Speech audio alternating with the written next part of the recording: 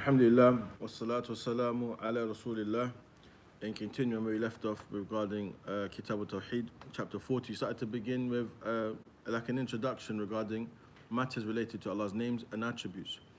We finished a book from Ramadan until recently regarding a brief explanation, summarized explanation of Allah's names and attributes. Of the last thing that we mentioned was how to study Allah's names and attributes. Now, of the things that's mentioned is some matters related to Allah's names and attributes. And the first of them is ليست أسماء الله سبحانه وتعالى محصورة بعدد معين. The names of Allah are not restricted to a specific number, as some base it on the hadith where it says إن لله تسعة وتسعين اسما. And of the thing that's mentioned, when it says Inna lillahi tis'atan wa tis'ina isman, Allah has 99 names, it doesn't mean laysa lahu asma ghayra hadhihi al-asma. It doesn't mean that there's no names other than these names. It means Allah has 99 names. No? But it doesn't mean there's nothing that says only or something that restricts it.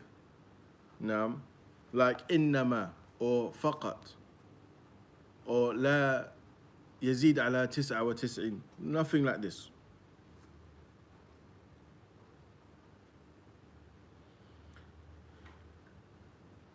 For example, if a person said, I've got 100 camels or 100 horses that I've prepared for sadaqah, does that mean they only have 100? La. No. So it's the same. And also, the other evidence that supports that this is not restricted to 99 is the dua of the Prophet Muhammad sallallahu alaihi wasallam. Inni as'aluka bi kulli ismin huwa lak. I ask you by every name that's for you. Sammayta bihi nafsak, aw 'allamtahu ahadan min khalqik, aw ista'thartahu fi al-'ilm al-ghaybi 'indak. So it mentioned, I ask you by every name that you have, that which you have named yourself, or that which you have anzalta fil kitabik, or lam ta'ahad min khalqik, or that you have taught anyone from your creation, or that which you have concealed for yourself with your most complete knowledge. So again, there are names that we may not know. Now, we only know that which Allah has taught us by way of the Quran and the Sunnah. But also, it doesn't mean that they are restricted to 99.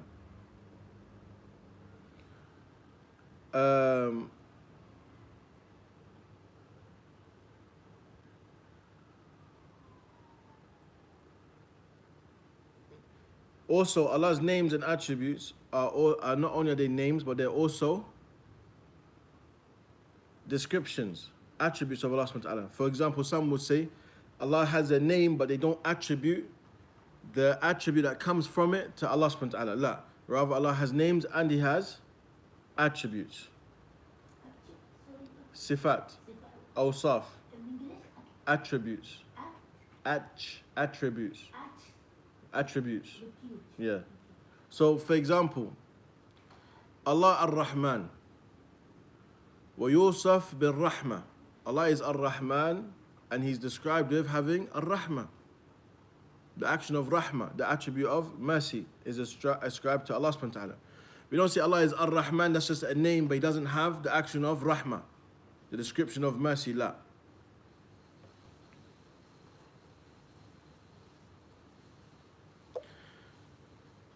Also, Allah's names and attributes are mutaradifah, mutabayina. They are like synonyms, or they clarify each other, because they're all going back to one, and that's Allah subhanahu wa ta'ala.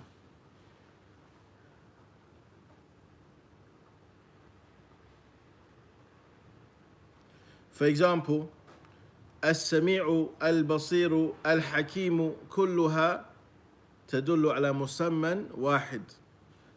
All of these names go back to one that is named with this, and that is Allah subhanahu wa ta'ala.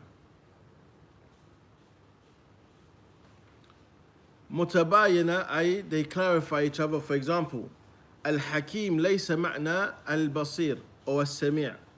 The one who is Al-Hakim, it doesn't mean exactly As-Sami' Al-Basir. They clarify each meaning of each other. So Al-Hakim, the one who is most complete and perfect in his wisdom and judgment. Al-Basir, the one who sees all with his perfect sight. As-Sami', that hears and answers the cause and all things. Again, they will have their individual meanings, but they all refer to one. It's of the things that Ahlul Bid'ah, the people of innovation, don't understand. And they say تعدد الأسماء يدل على تعدد الأجناس أو أشياء. It means the many number of names shows that it's not referring to one, it's referring to many things. But Allah Musta'an, when you look at a person, a simple concept of looking at a person, they can be strong, they can be kind, they can be gentle, they can be soft, they can be firm, they can have all of these attributes at one time. But we don't say it's attributes for more than one person. La. So why is it that we don't apply this to when we're speaking about Allah subhanahu wa ta'ala? That all of these names that Allah has given himself refer to one. And you know what's beautiful about Islam? Allah knew, as He's the most perfect in His knowledge, that this would be a dispute that would cause people to go astray. What does Allah say?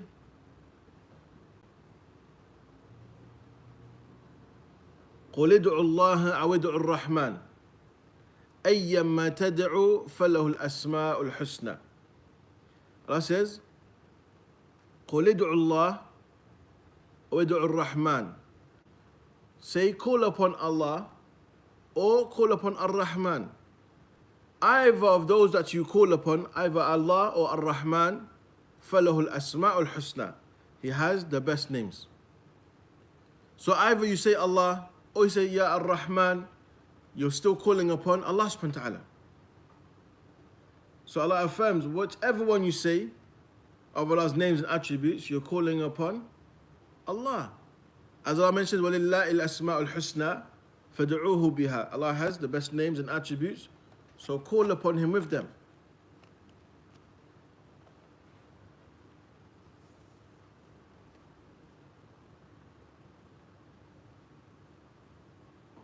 Also, Allah's names, or every name from the names of Allah subhanahu wa ta'ala, it refers to the essence of Allah, Allah Himself, as well as the meaning that is derived from it. As we mentioned, some negate this. They affirm a name without the meaning. Like some say Allah is the Al-Basir wala yubsir. Allah is the Al-Basir, but He doesn't see. Allah Musta'an. They say stuff like this.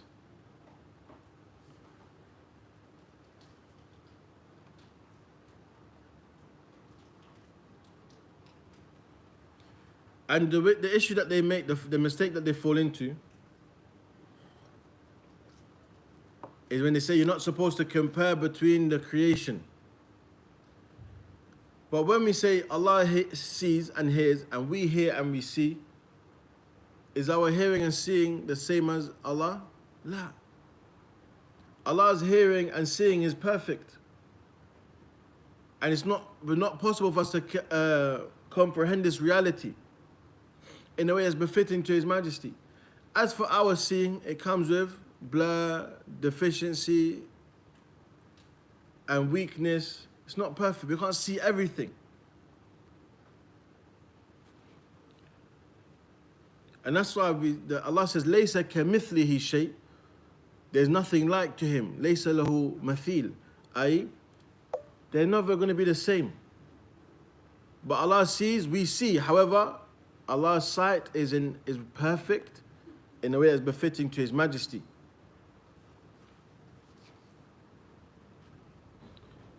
When you find people that delve into these discussions and arguments, don't waste your time with them. Don't waste your time. Because as I always mention, never allow people to exchange your certainty for their doubts. Never. We don't have to do that. We're not obliged to do that. We can propagate, we can convey. Whoever follows, alhamdulillah, whoever doesn't follow, then Allah is the one who's going to take them to account. My job is just to convey, khalas. As for disputing these matters, la, I'm not going to dispute someone regarding Allah subhanahu wa ta'ala. When all we can do is affirm and believe in how Allah has described Himself.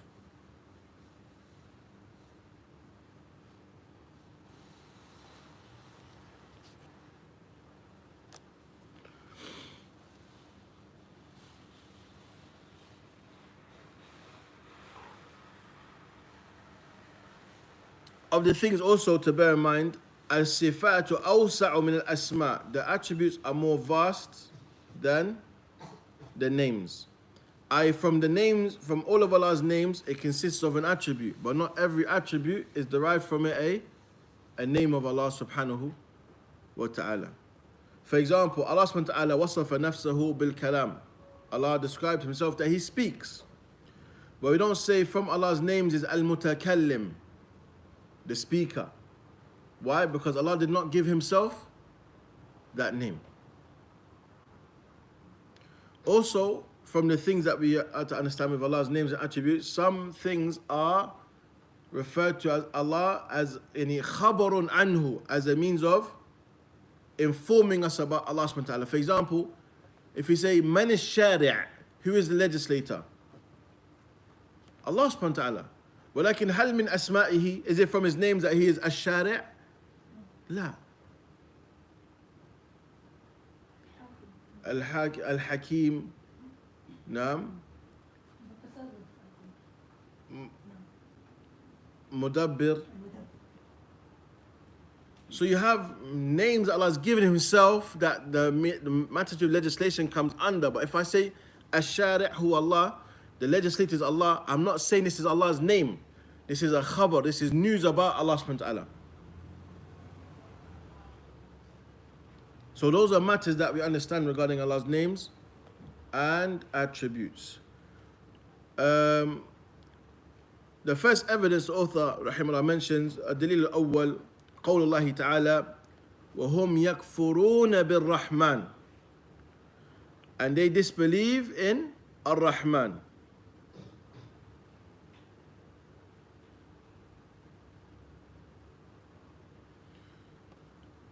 كفار قريش يكفرون بهذا الاسم لا بالمسمى.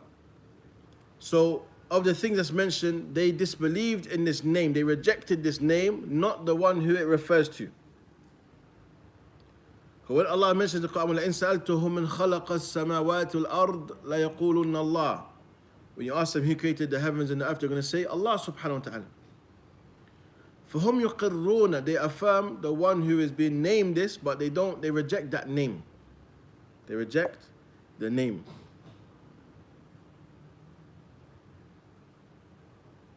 Also, what's mentioned from this we learn, whoever denies and rejects a name from the names of Allah subhanahu wa ta'ala, they have fallen into kufr. They have fallen into disbelief.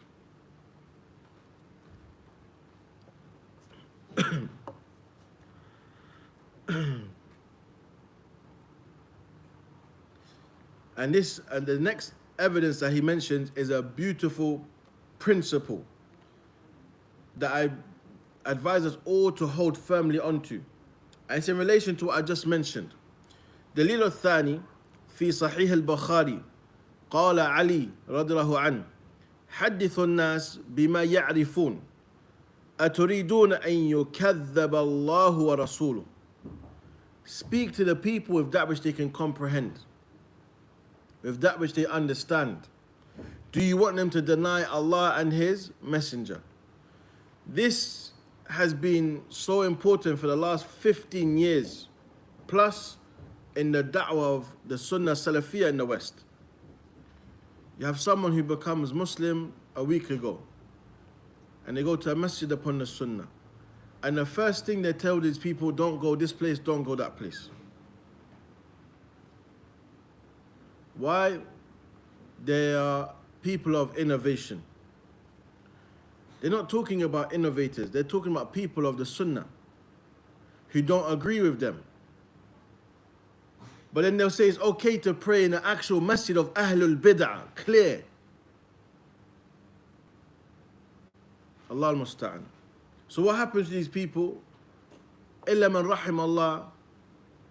Those who are sincere and truly want to attain closest to Allah and understanding of the religion. Some, they just blind follow, they start to become puppets, parrots, echoing everything that they've been taught without no knowledge. So what happens? They say, oh, I got told don't go to this masjid. Why? My teacher said. Okay, why? My teacher said. What's your evidence? My teacher said. Make sure you don't go there. This is when it gets worse. When I start to warn you now. Don't do this. Don't go there. Why? My teacher said. What's your evidence? My teacher said. Where is قال Allah wa qala Rasul wa fahim as-salaf? Where is that? Or they take things that they believe applies, but it doesn't apply. Because it's not matters that there is unanimous agreement upon. It's matters that scholars of the Sunnah differ on. So you can't make these things binding upon people. So one is to be cautious of what they speak to the people about. They say, لَيْسَ كُلَّ عِلْمٍ يُقَالٍ. Not everything known is to be said. There's a time and there's a place. Sometimes you literally have to tell a person, they'll ask you questions and you literally have to say to them, the time will come, just wait, don't worry about it right now. Don't worry about that right now.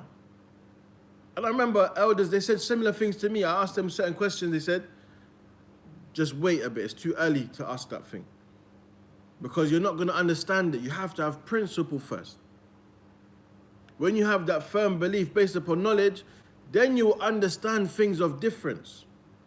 But how can you go into difference without having something you're firmly grounded upon?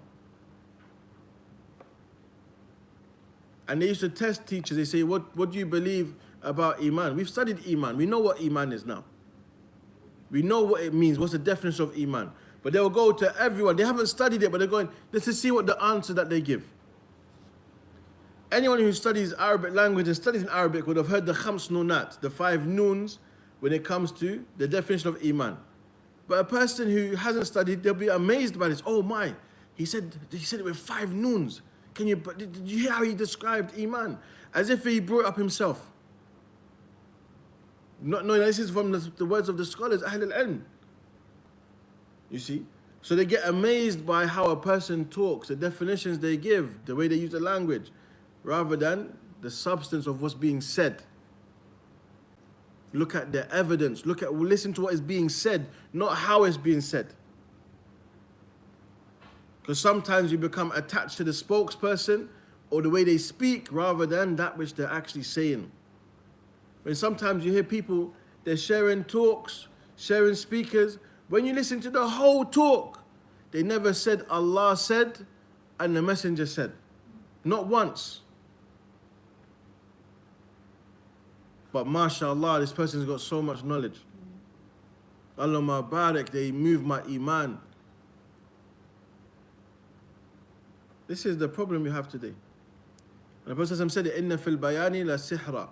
In eloquence, there is magic. People become attached.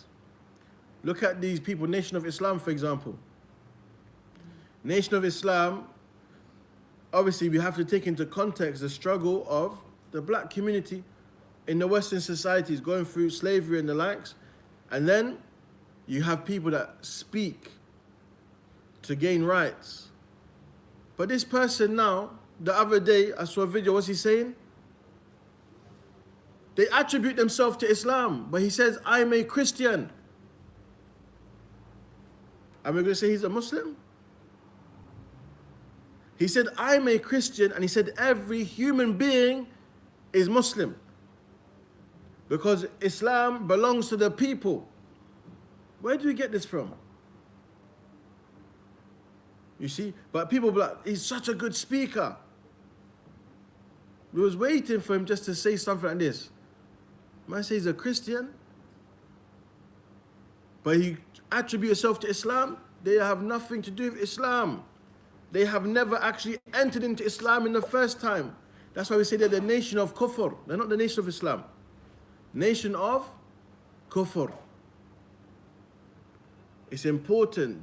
Not everyone who speaks should be listened to. They say Assalamu alaikum. They don't know what it means. They don't know what it means, what it represents. Otherwise, they wouldn't say the likes of these statements. Or you have others who try to appease everyone. A person, a book I was looking at yesterday, the person said, it says, will every Muslim enter paradise even if they go to the hellfire for a period of time? They said, that's not true. Allah al-Musta'an. What do you mean it's not true? Anyone who dies a Muslim, even if they go to the hellfire for a period of time, they'll be punished because they deserve to be punished by Allah's perfect justice and wisdom. They will enter Jannah at some point. For you to now reject this, hatu burhanakum. We have to bring evidence. But these are the things people are saying, no, it's good because it's good for everyone's emotion. Islam is about being firm upon the truth. It's not about being wishy-washy because someone's going to be upset. How can I care you're going to be upset when the reality is I'm saving you from being upset for the rest of your life? You're going to be upset with the belief of the one who created us, what we're supposed to be. What am I upset for? That's nothing to do with me. How you take it is up to you. My duty is what? I know the truth, I convey it as it is. I don't sugarcoat it for people's emotion. La. The thing that we don't do is be disrespectful. But the truth is to be held firmly. Your own family, your mum tells you do something. You know this is contrary to Islam. I'm not doing it. But what does Allah say? وإن جاهداك على أن تشرك بالله ما ليس لك به علم فلا تطعهما وصاحبهما في الدنيا معروفا. Allah mentions if they fight you to do anything that is in disobedience to Allah. الله أكبر الله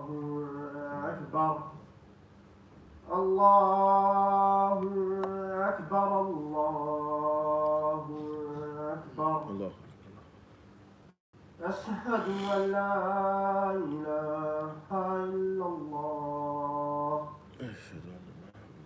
أشهد أن لا إله إلا الله أشهد أن لا إله إلا الله أشهد أن محمدا رسول الله أشهد أن محمدا رسول الله أشهد أن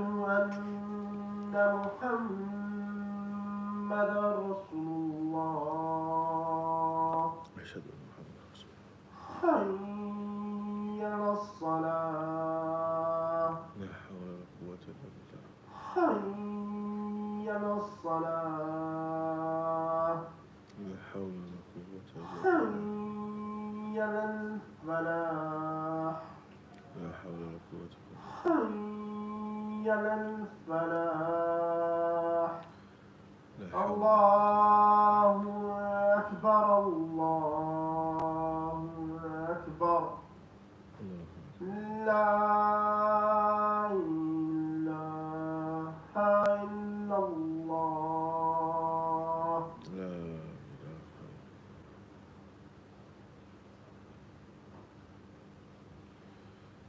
I lost my trail of thought, but regardless of the things that's important for us to understand, there is a time and place for everything. And as I mentioned before, when it comes to speaking the truth about Islam, we're not to sugarcoat the truth because of people's emotions.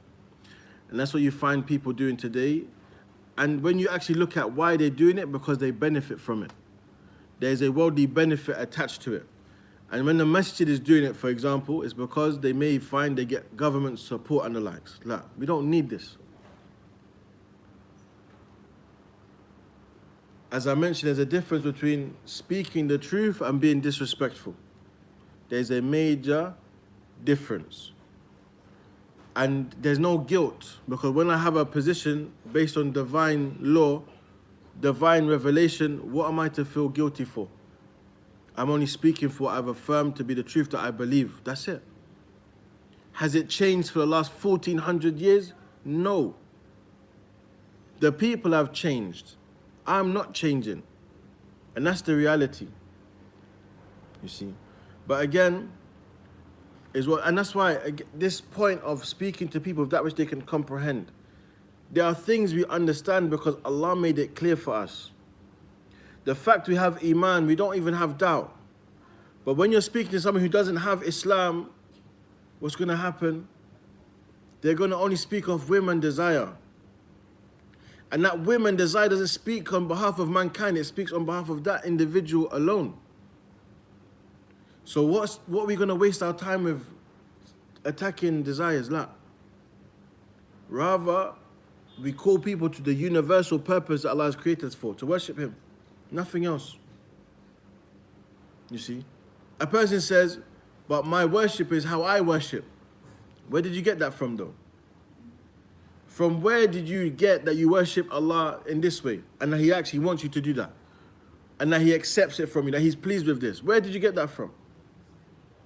As for everyone who's upon Islam in the correct way, they all worship Allah the same way.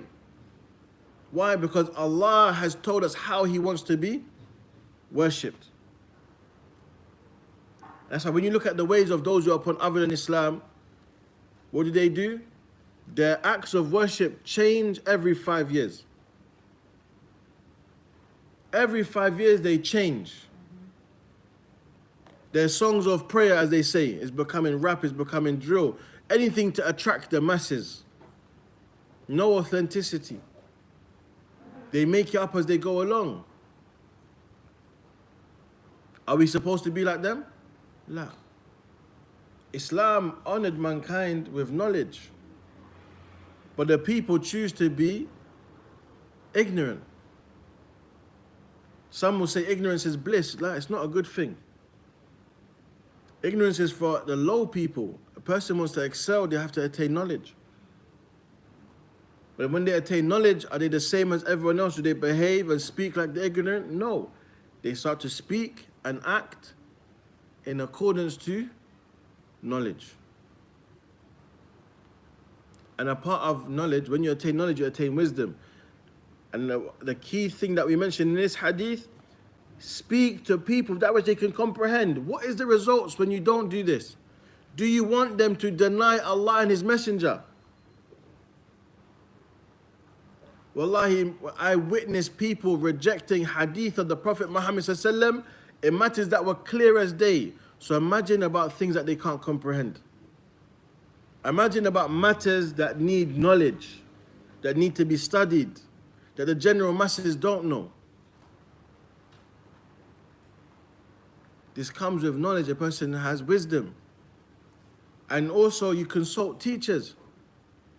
Most damage is done by the younger generation who believe because the elders haven't spoken, I have to grab the torch and speak. I need to do it. No one else is doing it. Like, why don't you ask why they're not doing it first?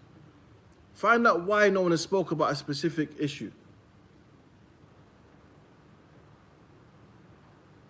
I remember I listened to some mashaykh, they give a series of lectures. And subhanAllah, these mashaykh from Yemen, they're very beneficial. They speak about the adab and ahkam relating to khutbatul Jum'ah. Out of the things that they mention, if someone comes to you and says, can you do a khutbah on this topic, you shouldn't even entertain this. Don't appease the people. And I remember the time someone was asking me to do a khutbah about a topic, I had to say to them, the thing that you see as clear as day is not that clear. And there's a reason why people are not speaking about it. You see? So we have to be cautious. Or for example, I did a khutbah recently because there's a common issue of fathers not being able to see their children unjustly. When it comes to just matters, that's not included in that khutbah.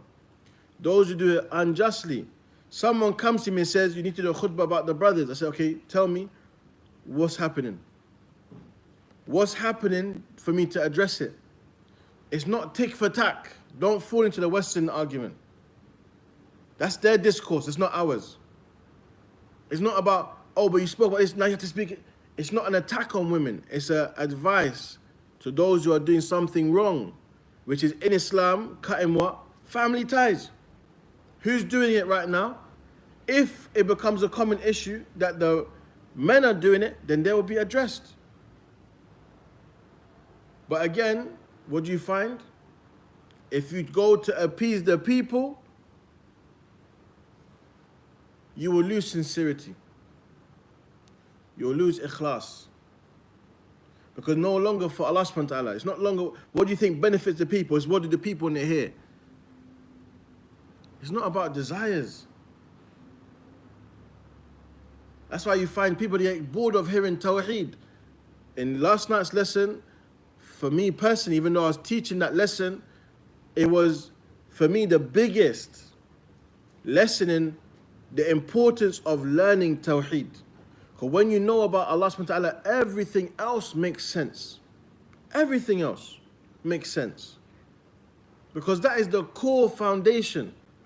And if the core is not firmly established and sound from illness, how can you expect the fruits that bear from that core to be good?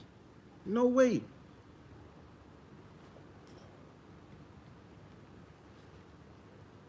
And it's only those who are falling into the traps of Iblis that don't understand the importance of Tawheed.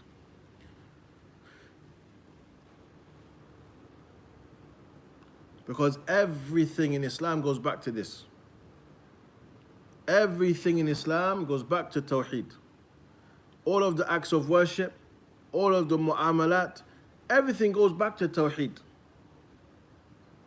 Because for example, we look at matters to do with business. A person of Tawheed will never cheat a person. Why? Because they know Allah's names and attributes. That Allah knows and sees everything and will hold them to account. So they learn the ahkam of business. Why? To make sure they don't fall into things that make them sinful. But as for the one who has no fear of Allah, no Tawheed, what do you expect from that person? That's why I say when it comes to business and it comes to marriage, when you're pursuing either of these, a business partner or a marital spouse, if a person does not uphold the rights of Allah, do not expect them to give you your rights. That is the core criteria. If a person does not uphold the rights of Allah Azza wa Jal, never expect you to be given your rights. When a person gives the rights to Allah subhanahu wa ta'ala, the rights that they give to you is not even for you. They do it for Allah subhanahu wa ta'ala. They enjoy the fruits that come from making you happy from receiving your rights. But as for their goal and objective, it's for Allah. Because Allah is the one who placed those rights between mankind. This is the importance of Tawheed. For the Muslim, Tawheed enters into all of their affairs. There's not a time that they're not in need of establishing a Tawheed. And that's what I mentioned, Kitaab Tawhid. One of the ulama that passed away, Sheikh Taqi al-Hilali from Morocco, are the first to translate the Quran into English. They said he used to read Kitaab Tawhid every day. Every day. You find there's teachers who, as soon as they finish teaching Kitaab Tawhid, they start it again straight away. And the thing is, it becomes something that is repeated so much until it's learned just like your name. Because when you know this knowledge, you'll be upon abundant goodness. It's not for us to study once and say, Alhamdulillah, I did it. I did the books that everyone speaks about. La. It's to be repeated again and again to make sure that I'm actually a person of Tawheed. That all of my actions were sincerely for Allah subhanahu wa ta'ala. That I knew that which is shirk to stay away from it. And when I recognized it among the people, I could warn against it. That I'm a person of At-Tawheed. And Tawheed includes rights of Allah and rights of the Prophet Muhammad sallallahu alaihi wasallam. Because the Shahada is mutalazima. The Shahadatan mutalazimatan. The two parts of the testimony of faith, they are inseparable. This is the importance.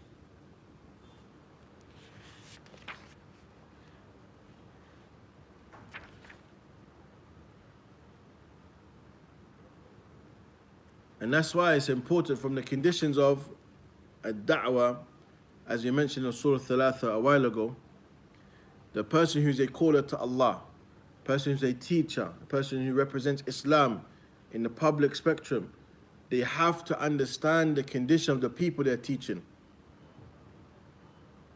They have to recognize the level and the condition of the people they're teaching to ensure they teach them that which is correct. That they give them principle. Because what you find some people wasting their time talking about individuals. Every day there's going to be a new individual that needs to be spoken about. But if I teach you principle, I don't need to mention individuals. You'll be able to apply principle yourself. This person contradicts the principle of Ahlul Sunnah. Khalas, no matter what their name is, what country they're in, I know that's not someone I take knowledge from. Simple as. Why? Because I have principle. When a person doesn't have principle, they become dependent upon others. Teacher, what do you say about this person? What do you say about that person? What do you say about this person? Okay, until when? 2 o'clock in the morning, I message you. What about this person? Allah musta'an. And brothers trying to refute us, and what happens? They forgot to take out, say this to him, the copy and paste from their teacher. They copy and paste the whole message. They forgot to take out, say this. You don't have no principle yourself? Allah musta'an. I'm talking to you about Quran, Sunnah, principle. Give me principle back. Give me evidence back. No, say this to them. Allah musta'an. It's like, you know, when a person's got a performance and they have to have their headphone in to be told what to say. La. Have principle that you are firmly established upon what you believe in wherever you go. That comes with repetition. You know, and study. That's why I said when we finish Kitaab Tawhid, we go to the next book. And in the next book, inshallah ta'ala, and we'll continue after Salah with regards to matters of the next evidence that goes into the description of the Quran being muhkam and mutashabih, that which is clear and that which is kind of similar to each other. We'll mention that after the Salah, bi'idhnillahi ta'ala.